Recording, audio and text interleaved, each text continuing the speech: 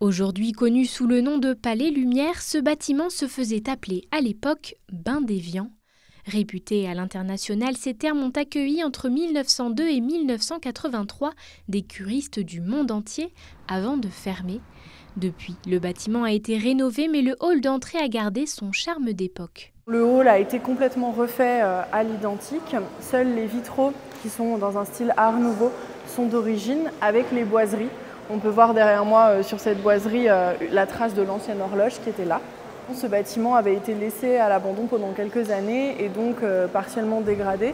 C'est pour ça qu'il a dû être complètement restauré. Vous avez les peintures au plafond qui avaient été faites à la main, les colonnes et les vasques qui sont en marbre rouge. Vous pouvez aussi observer des mosaïques en dessous des vasques qui sont également dans un style art nouveau. Le parquet en marqueterie est composé de 7 essences de bois différentes pour lui redonner son aspect d'origine. Les soins étant effectués nus, l'aile droite était réservée aux femmes et celle de gauche aux hommes. Deux parties différentes mais les mêmes soins y étaient pratiqués. Par jour, ces termes pouvaient réaliser jusqu'à 1200 traitements. Vous aviez au rez-de-chaussée des piscines d'eau thermale et de rééducation. Ces piscines et ce qui correspondait à ces piscines, nous allons les retrouver ici avec ces plus grandes verrières. Et les deux autres plus petites verrières, vous retrouviez ici des salles de douche au jet. Douche au jet, comme je vous le disais, donc en des puissances de 14 à 17 mètres.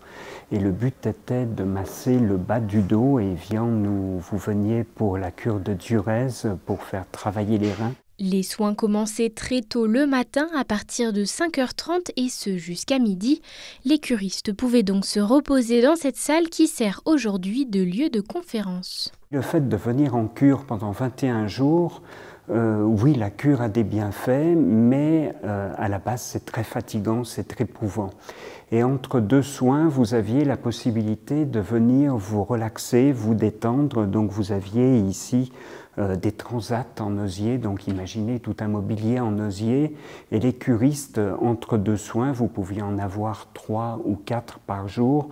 Donc entre un massage, une douche, un bain. Donc avait la possibilité de venir se détendre ici. Avec ce dôme de 35 mètres de haut, le Palais Lumière continue d'être aujourd'hui encore une construction incontournable de cette ville lacustre et abrite actuellement des expositions ainsi qu'une médiathèque.